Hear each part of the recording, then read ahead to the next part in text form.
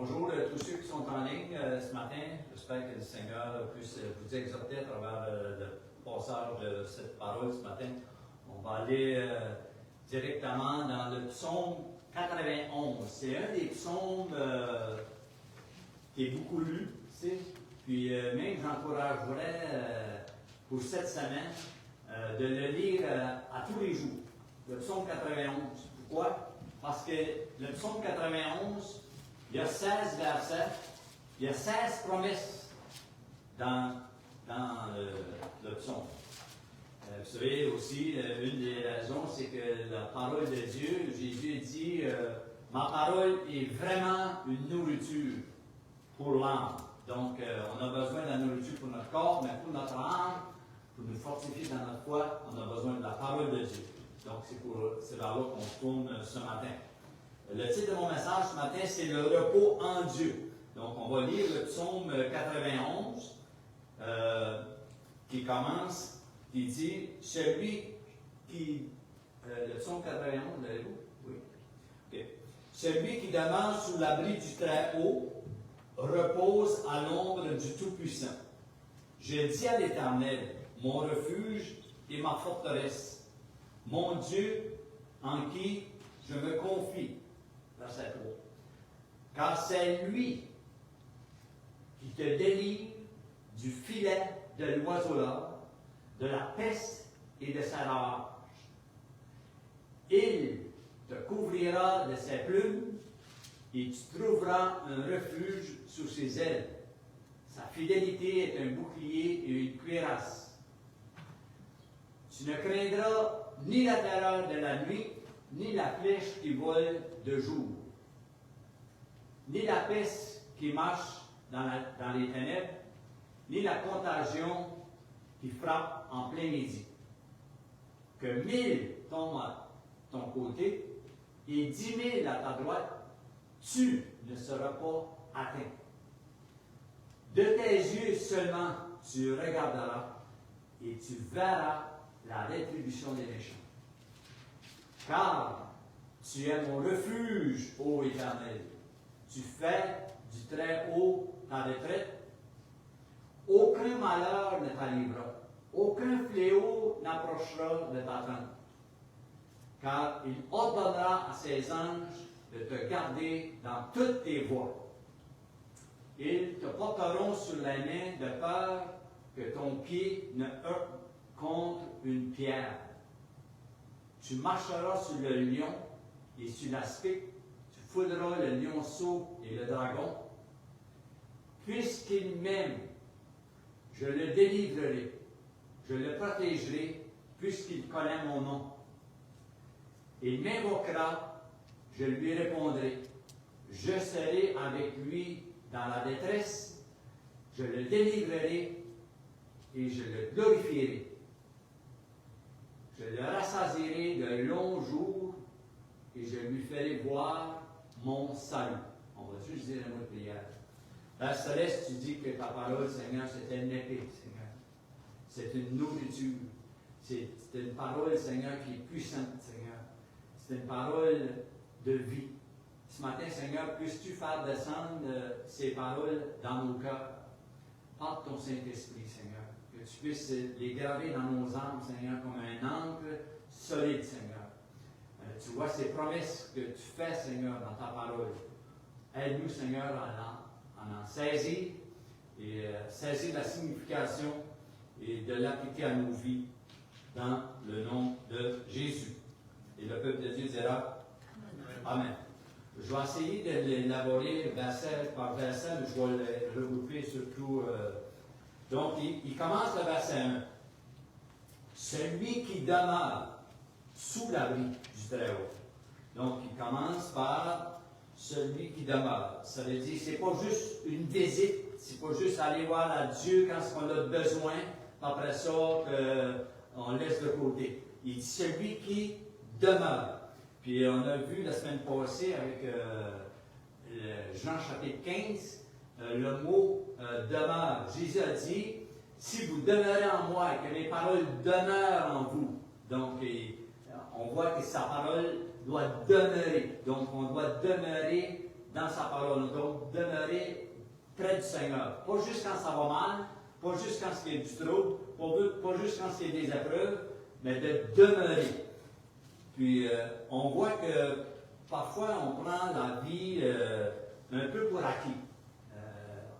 Il ne faut pas oublier, il faut se pincer le matin quand on se réveille, on se pince et dit « Hey, je suis vivant, j'ai le privilège aujourd'hui d'être encore en vie. » Donc, parce qu'il y en a beaucoup qui sont cloués sur des lits d'hôpital, il y en a beaucoup que la vieillesse les a rattrapés et qu'ils ne sont plus en fonction. Mais nous qui sommes ici, donc on a tout un privilège ce matin, et vous qui écoutez. Donc, dans ici, il dit celui qui demeure. Dans l'Ancien Testament, on peut voir qu'Israël, il y avait 6 villes de refuge. Donc, on va lire ensemble Josué, c'est Josué 6, non, 21 à 5. Josué, l'Éternel parlant à Josué, il dit, parle aux enfants d'Israël, et il dit, établissez-vous comme je vous l'ai ordonné par Moïse, des villes de refuge. C'est beau le matin, parce qu'on vient de chanter, on n'a pas choisi les chants. On voit que Dieu, c'est notre refuge. On vient de chanter. Donc, c'est beau de voir comment ce que Dieu travaille. Donc, Dieu dit à Moïse de faire des villes de refuge, où on pourra s'enfuir le meurtrier qui aura tué quelqu'un involontairement, sans intention, et elles vous serviront de refuge contre le vengeur du sang. Le meurtrier s'enfuira vers l'une de ces villes, s'arrêtera à l'entrée de la porte de la ville et exposera son corps aux anciens de cette ville. Ils le recueilleront auprès d'eux dans la ville. Il lui donnera une demeure afin qu'il habite avec eux. Si le vengeur du sang le poursuit, ils ne livreront point le meurtrier entre ses mains, car c'est sans le vouloir qu'il a tué son prochain et sans avoir été auparavant son ennemi. Donc, tout ça pour dire que quand il y avait des accidents comme ça, il y avait des villes de refuge. Mais j'aimerais dire que, et c'est quand il dit que l'Éternel est son refuge, c'est que nous qui vivons à la fin des temps, nous qui vivons passer la croix, on a tout un refuge d'aller s'habiter au pied de Jésus qui est là pour nous consoler, qui est là. Donc, notre refuge, c'est pas d'aller dans une ville, mais c'est d'aller vers le Christ. Amen. Donc, qui marche avec lui chaque jour. Qui cherche chaque jour sa présence, son refuge. Qui développe une confiance dans ses promesses, puis qui développe à vivre pas dans la peur. Okay? Comme j'ai dit, un refuge qui est offert à tous. Ce refuge-là, c'était offert à tout Israël, mais là, pour nous, aujourd'hui, Jésus-Christ, c'est notre refuge qui est offert à tous. Ce n'est pas pour les parfaits, mais c'est pour celui qui demeure. Il dit celui qui demeure sous l'abri. Donc, c'est pas d'adhérer à une religion, c'est celui qui demeure attaché au Christ. Donc, c'est pas une vie sans difficulté, parce qu'on sait que la vie est remplie d'épreuves, de difficultés, de défis. C'est pas parce qu'on est chrétien qu'on est exempt de toute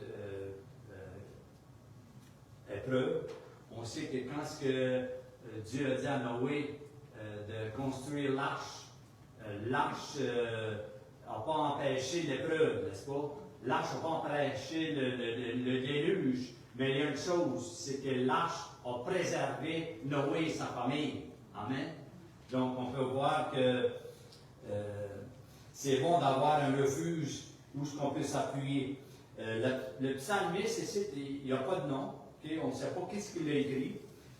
Moïse a écrit le 90, mais on ne sait pas qu'est-ce qu'il a écrit le 91. Mais c'est un des plus... la parole est bonne partout. Tu sais, si quelqu'un disait, il dit, rouvrez la parole n'importe où, c'est bon partout. Mais le psaume 91, il y a quelque chose de spécial qu'on va essayer de développer ensemble. Quand il dit mon refuge, verset 2, je dis à l'Éternel, mon refuge. Donc, tu vois qu'il s'est approprié de ce refuge-là. Personne ne va le faire pour toi. Donc, c'est à nous d'aller se réfugier. Donc, pourquoi un refuge? C'est que Dieu, il est là pour protéger. Dieu, il est là pour sécuriser. Dieu, il est là pour soutenir. Puis, il dit, mon refuge, ma forteresse. Donc, ça veut dire que c'est Dieu le défenseur. Puis il dit, mon Dieu. Donc, on voit que sa relation avec Dieu est personnelle. Mon Dieu. Il s'est approprié. Donc, je me confie. Donc, parce qu'il dit, je me confie, on voit l'acte de foi. C'est la foi qui nous approche de Dieu. De croire que Dieu existe et qu'il est le rémunérateur de ceux qui le cherchent. Donc, Dieu garde, Dieu soutient, Dieu relève, Dieu est un refuge, Dieu est une sécurité, puis une protection.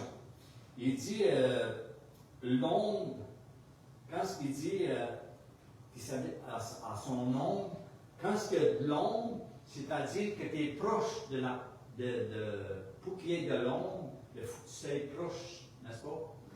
L'ombre, il n'y aura pas à grand saut.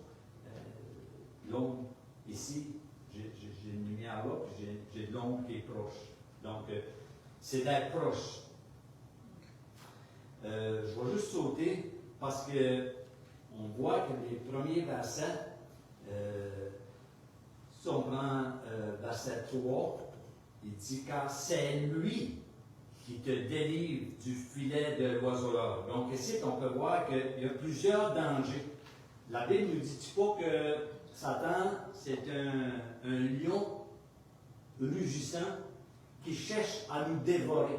Donc, il y a des attaques. Il veut nous faire tomber, il veut nous faire trébucher, il veut nous faire avoir des mauvaises pensées. Il travaille dans nos âmes. Donc, il veut créer des embûches. Il veut mettre le trouble.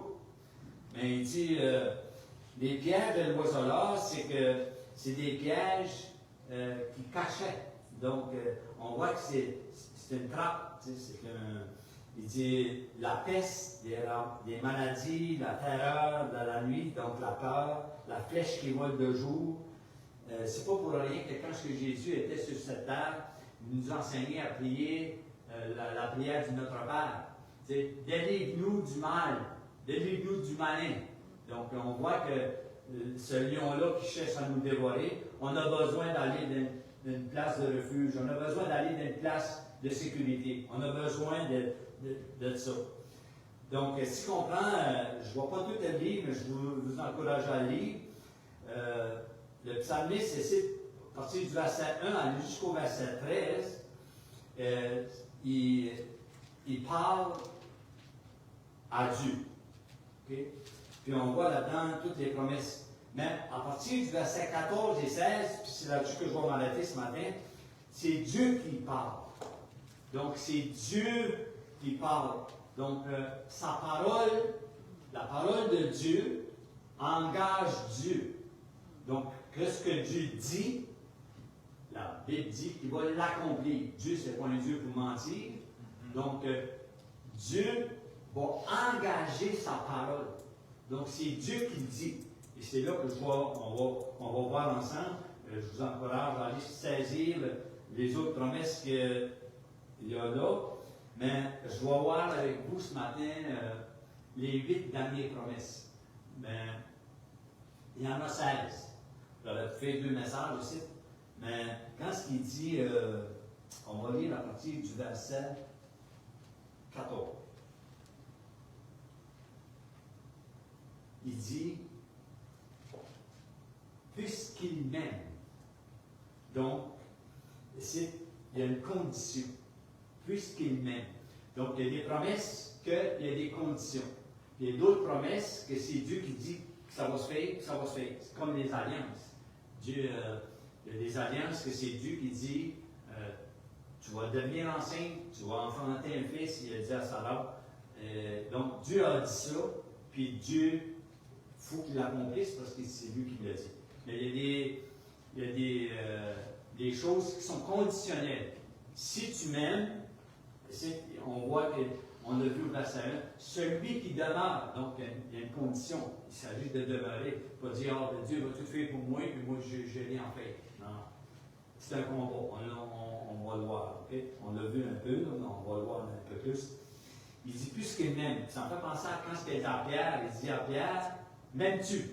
En 3 fois, n'est-ce pas? Pierre, m'aimes-tu? Donc on voit qu'est-ce que. On a vu aussi que mercredi, que l'amour, le monde cherche l'amour, n'est-ce pas?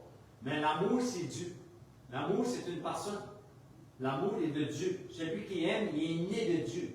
Donc, puis l'amour, c'est produit par l'Esprit de Dieu. Le fruit de l'Esprit, c'est-à-dire le résultat de Dieu en nous, va produire en nous et donne. Et comme Jean 7, il dit qu'on est là pour donner aussi la vie. Donc, ces fruits-là, ce n'est pas pour nous, c'est pour les autres. Donc, OK, il dit, puisqu'il m'aime, je le délivrerai. Puis, en haut, là, juste en haut, le verset suivant, le verset 13, quand il parle du lion, de l'aspect, du lionceau, du dragon, c'est toutes ces paroles-là. On voit quand Jésus a été tenté dans le désert, Satan, qu'est-ce qu'il a dit? Il a dit, prosterne-toi, adore-moi, je vais te donner tout ça. Mais il a dit aussi, il est écrit que les anges m'ont porté. Donc, il a cité même ce passage. On continue. Il dit, donc, qu'est-ce que Dieu déclare ici, dans les 2 prochains versets, ce n'est pas un prophète qui parle, c'est Dieu lui-même. Donc, il y a des promesses là, puis il dit quand, les promesses conditionnelles, okay, c'est quand on l'aime, quand on demeure, puis quand on connaît son nom. Je vais le répéter. Okay? Les promesses conditionnelles qu'il y a là, c'est quand ce que tu l'aimes, quand ce que tu demeures, puis quand ce que tu connais son nom. Donc, c'est là que les promesses rentrent. Quand tu vois les jeux de ces 3 versets, 2 versets-là, c'est que les jeux, c'est Dieu qui parle. Okay? Donc, il dit le premier jeu, je le délivrerai. Puis, délivrer, c'est arracher. Okay? C'est sauver, c'est libérer. Dieu, il n'a jamais promis une vie sans combat. C'est pas ça qu'il promet. Là, on vit dans un monde déchu, puis il y a des conséquences à ça, puis on n'est pas épargné de ça. Mais il y a des promesses de délivrance. On a plusieurs exemples dans la Bible. Joseph, qui a été délivré de la prison. On l'avait mis en prison injustement. Vous connaissez l'histoire de Joseph. Quand Joseph, on l'a mis en prison, la Bible nous dit que Dieu était avec lui. Donc, on voit comment est-ce que Dieu a pris Joseph qui aimait Dieu, qui demeurait en Dieu. Qu'est-ce que Dieu a fait? Il l'a délivré comment? En le plaçant premier ministre de l'Égypte. On a le même exemple avec Daniel. Quand Daniel était dans la fosse aux lions, Dieu a épargné Daniel en formant la gueule des lions. Donc, on voit comment est-ce que Dieu, il délivre. Dieu, il protège. Dieu sécure. Dieu est plus puissant. On voit l'exemple de Pierre. Quand on a mis Pierre en prison. Quand Pierre est en prison, l'Église a prié pour lui. Puis, les portes de prison se sont ouvertes seules. Imaginez-vous. Donc, c'est Dieu. C'est l'œuvre de Dieu. Il ne faut pas être trop des Thomas. Il faut croire. Il faut marcher par la foi. Que Dieu est tout puissant, et Dieu fait les choses qu'il veut, puis comme qu'il veut.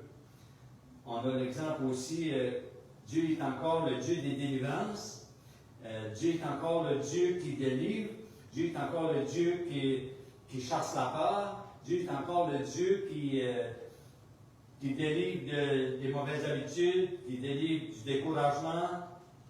Donc, Dieu, c'est un Dieu de délivrance. Il dit, je le délivrerai.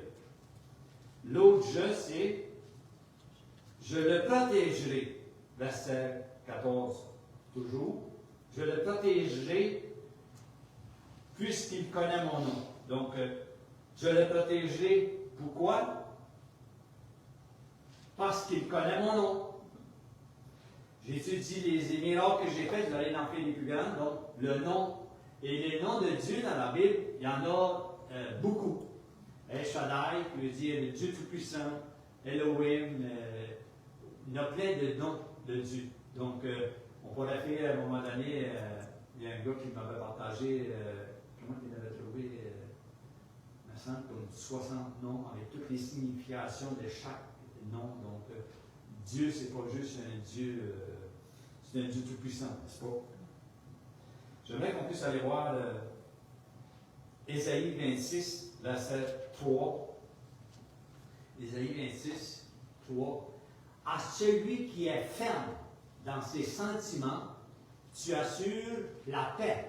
La paix parce qu'il se confie en toi. Donc, parce que tu te confies en Dieu, il assure la paix. Donc, on peut voir ici que quand tu as la paix, quand tu es protégé, celui qui s'appuie sur lui. On a l'exemple de Job, ok? Job, on sait l'histoire de Job, que Satan est arrivé à un moment donné, puis il a dit Dieu a livré Job entre les mains de Satan pour un bout, on sait ce qui est arrivé, mais Dieu a quand même gardé le contrôle. Il ne pouvait pas y enlever la vie. Puis, Dieu garde quand même une protection. Puis, il dit au verset 15, « Il m'invoquera et je lui répondrai. » Donc, on voit encore là la promesse de Dieu. Quand que tu l'invoques, il va répondre. Donc, c'est quelle promesse qui est merveilleuse. On a plusieurs exemples dans la Bible. Quand Élie a prié pour qu'il envoie de la pluie du ciel pour consommer l'Holocauste, on voit que Dieu a répondu. Il a demandé, puis Dieu a répondu. On a plein dans la Bible d'exemples. On a Anne qui voulait avoir un enfant, puis qu'elle a prié, puis Dieu a répondu. Il lui a donné un fils, et Samuel, le prophète. On a l'Église qui prie pour Pierre. On voit que Dieu y répond. Il ouvre les portes, puis Pierre sort. On a plusieurs exemples qu'on pourrait mentionner. Mais ma question ce matin, c'est quelle est ta prière? Quelle est ta demande? Si Dieu y répond, quelle est notre demande? C'est de l'abondance du cœur que la bouche parle. Puis des fois, Dieu y répond de trois façons. Parfois, il va dire « Attends ». Parfois, il va dire « oui ». Puis parfois, il va dire « non ». Mais qu'est-ce qu'il promet d'autre? Au verset 15. « Je serai avec lui dans la détresse. » Il ne dit pas qu'il n'y aura pas de détresse, mais il dit « Je serai avec lui dans la détresse. » Donc, c'est certain qu'on ne peut pas épargner les détresses, les peines qu'on peut avoir, qui peuvent nous arriver, mais Dieu promet qu'il va être avec nous dans la détresse. Il dit « Je serai avec lui. » Dieu était avec Joseph dans la prison. Dieu était avec Daniel dans la fosse. Dieu était avec les trois amis de Daniel dans la fournaise. Dieu y était là. Donc, Ésaïe encore, 43. On lit Ésaïe 43. « Si tu traverses les eaux, je serai avec toi. Et les fleuves, ils ne te submergeront point. Si tu marches dans le feu, tu ne brûleras pas, et la flamme ne t'embrasera pas. Quelle assurance, quelle promesse, quelle richesse. Y a-t-il quoi de meilleur que ça? Donc, sa présence vaut mieux que l'absence de problème.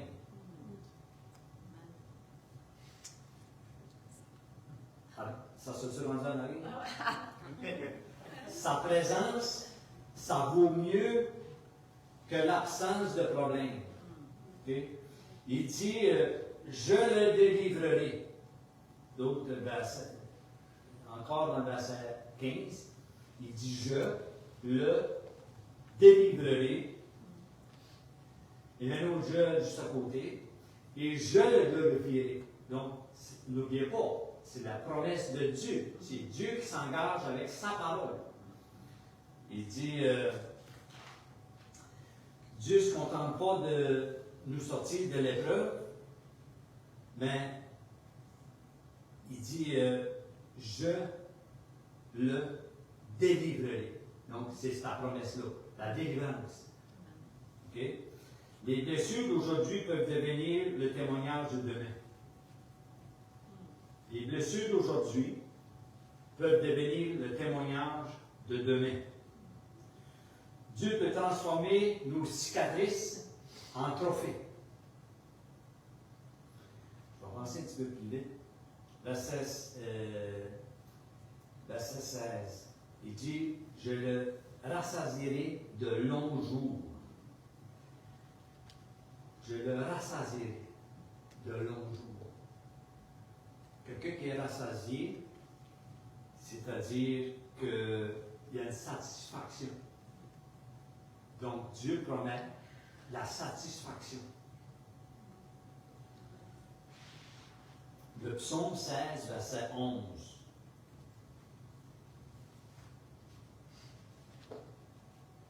Tu me feras connaître le sentier de la vie.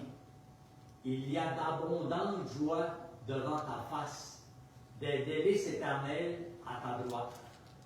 Qu'est-ce qu'il y a en abondance? La joie. C'est ce qu'on va voir mercredi. L'abondante joie devant ta face. Des délices éternelles à ta droite. Donc, la plénitude de joie. Même une longue vie sans Dieu reste vide. Mais une vie remplie de Dieu est pleinement satisfaite. Une joie qui est durable. La joie de Dieu est éternelle. Et là, je suis rendu à mon point culminant. Puis il ne faut pas qu'on manque celle-là. Okay? Et je.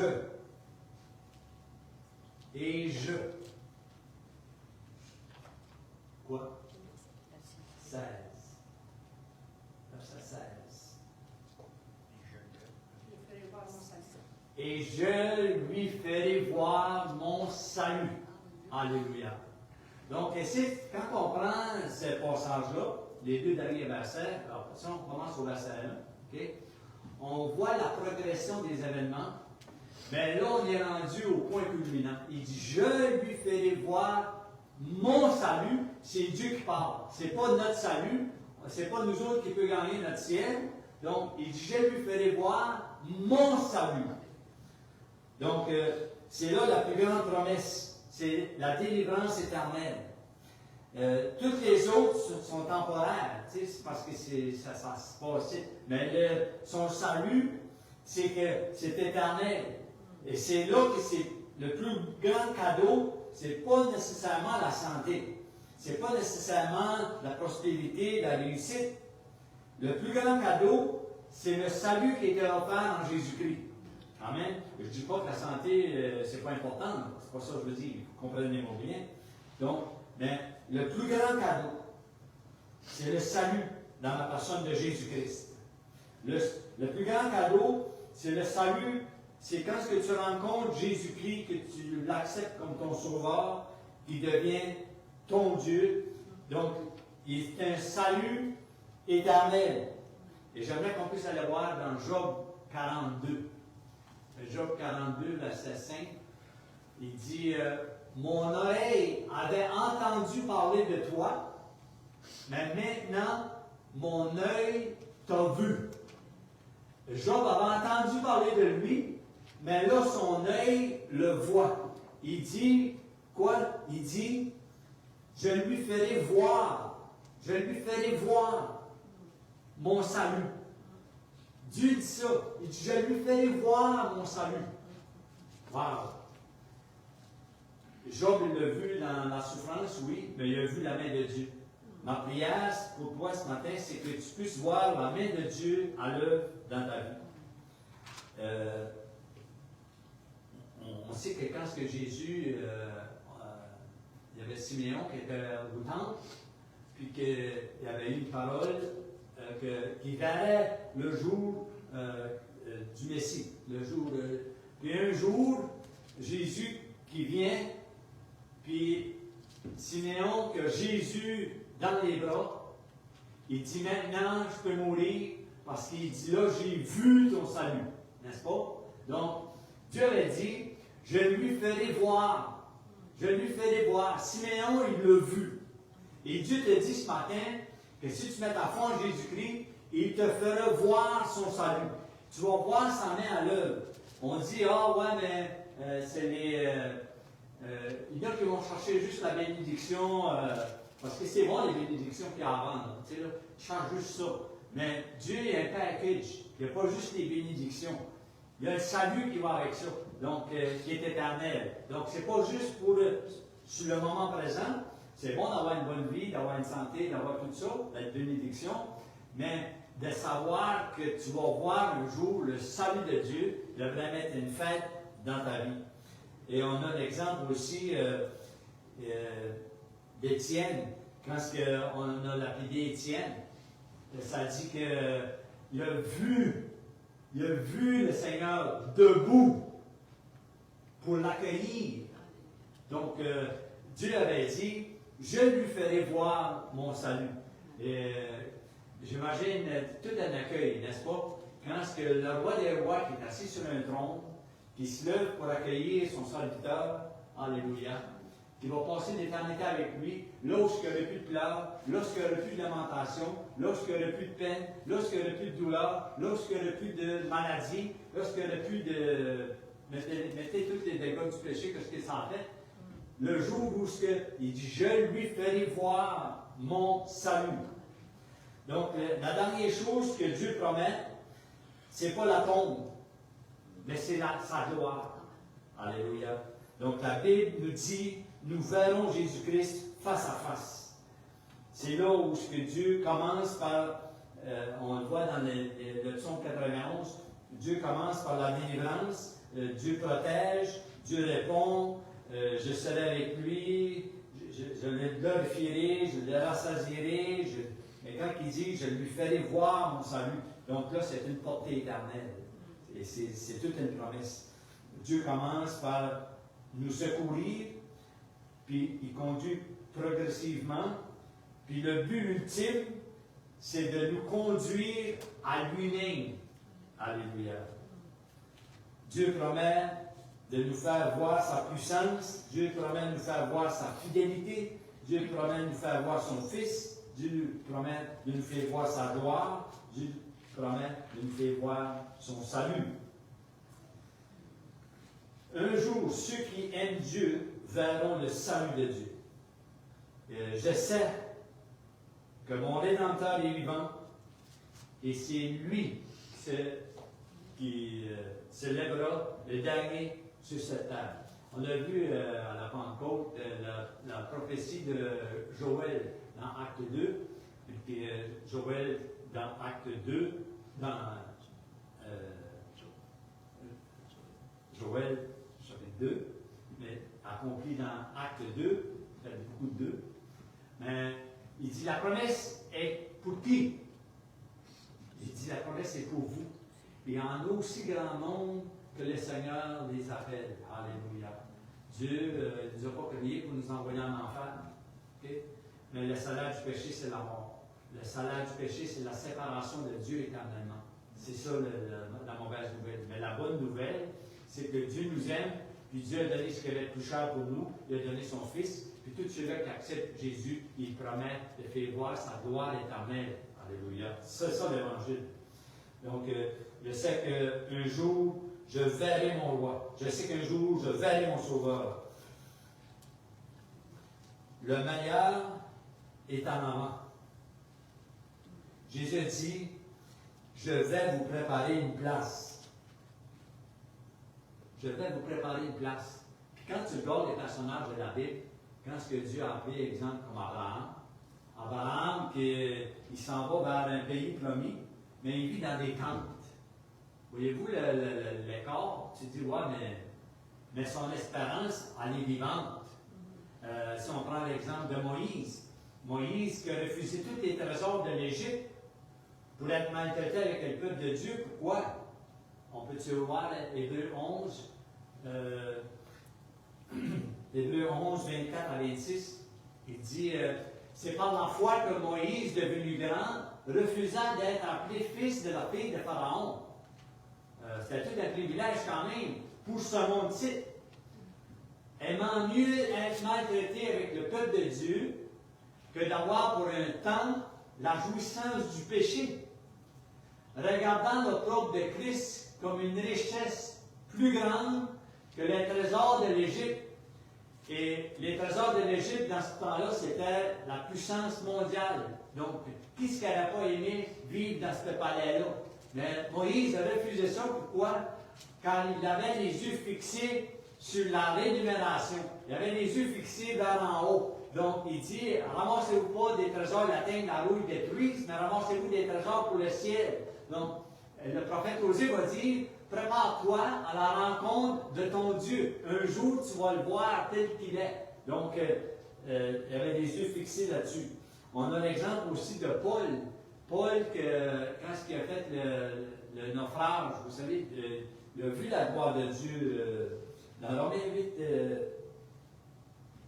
8, 18. Non, c'est pas le naufrage celui-là. Mais on peut voir que Paul a vu la main de Dieu dans Romains 8, 18. Il dit, j'estime que les souffrances du temps présent ne sauraient être comparées à la gloire à venir qui sera révélée pour nous. Alléluia. J'estime que les souffrances du temps présent ne sauraient être comparées à la gloire à venir qui sera révélée pour nous. Il dit, je ferai voir mon salut. C'est Dieu qui parle. Je ferai voir mon salut. C'est du roc. Alléluia. Ce n'est pas les obstacles qui auront le dernier mot. Ce n'est pas les obstacles qui décident.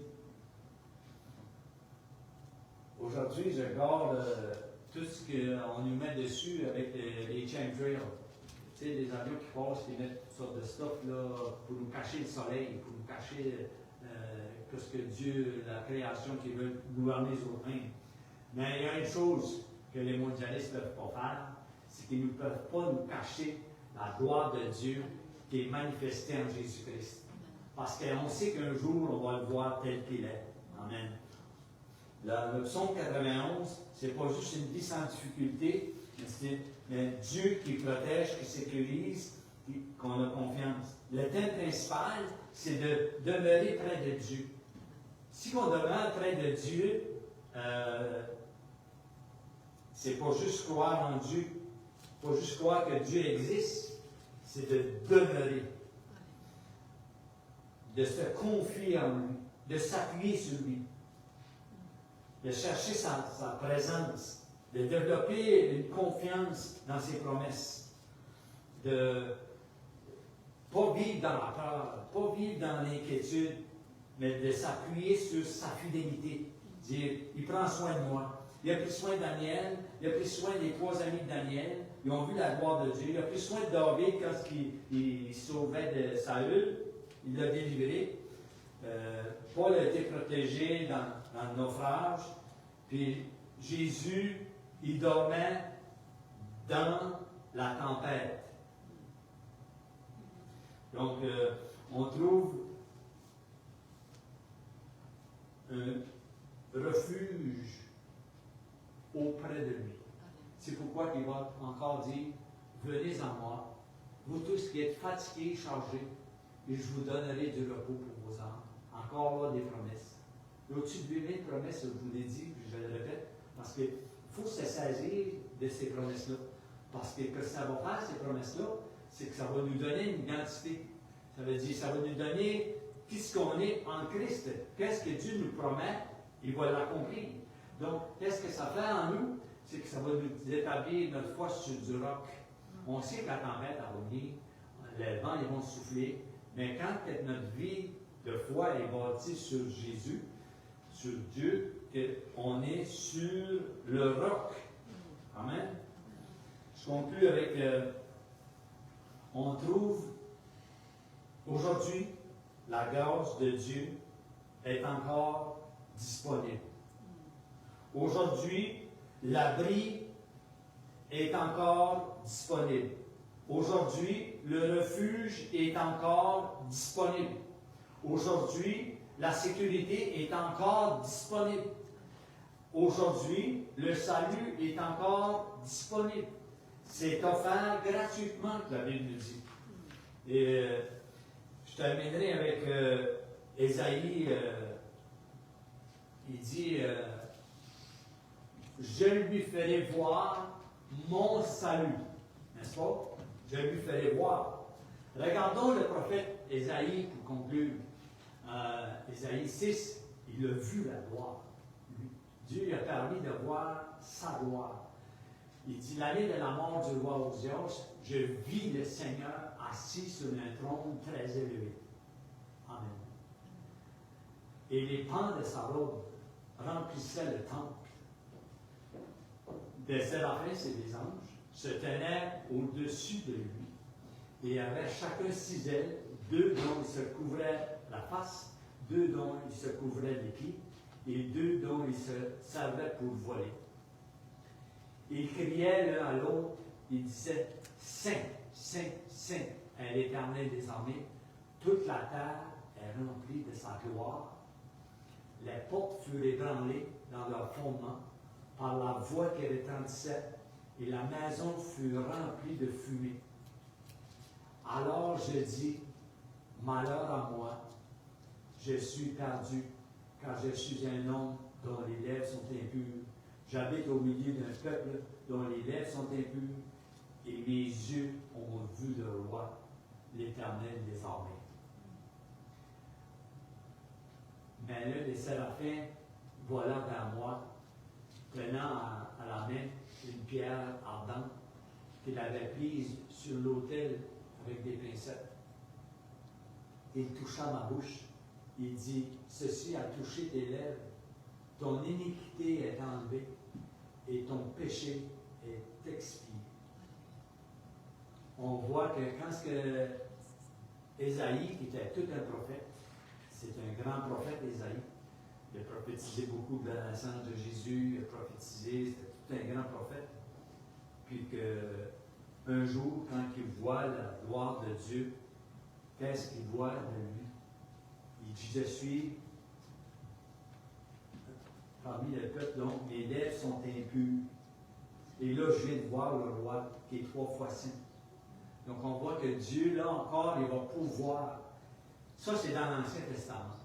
Si on s'en va dans le Nouveau Testament, on voit que, encore là, Dieu a pourvu pour que Jésus qui touche nos lèvres, qui touche notre cœur, qui touche notre âme, qui nous sauve, qui nous lave. Il dit que le sang de Christ est là pour nous laver, pour nous purifier de toute iniquité. Donc, il dit maintenant, il dit, mes yeux ont vu le roi. Et c'est ce que Dieu veut faire. Dieu, gardons l'espérance qu'un jour, la meilleure, il s'en vient. Si ta foi, toi qui écoutes en arrière de ton écran ce matin, si que tu dis, ben moi, je ne sais pas si que je vais voir ça, tu as peut-être des choses.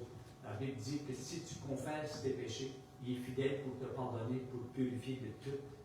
Il dit, Jésus a dit que je suis venu pour vous donner la vie éternelle. Donc la vie éternelle se trouve en Jésus-Christ. Et Jésus-Christ seul sauve, Jésus-Christ seul pardonne, Jésus-Christ seul libère. Et peut écrire ton nom dans le livre de vie qui peut te donner la certitude que lorsque tu vas quitter ton corps, que tu vas aller voir cette gloire que Dieu promet dans sa parole. Prions ensemble. Donc, Père Céleste, nous sommes devant toi, nous voulons te rendre grâce ce matin, Seigneur, pour ta parole qui est la vérité.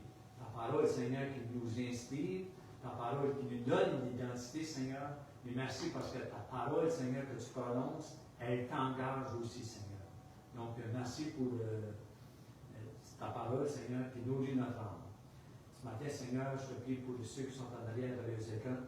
S'il y a des gens, Seigneur, qui ne te connaissent pas, je te prie, Père, de toucher le cœur maintenant, dans le nom de Jésus, que tu viennes dans leur vie, Seigneur, que tu lui donnes cette espérance, que tu lui donnes toutes ces promesses, Seigneur, comme que tu l'as fait à ton peuple, Seigneur, et que ton nom soit loué dans toutes ces choses.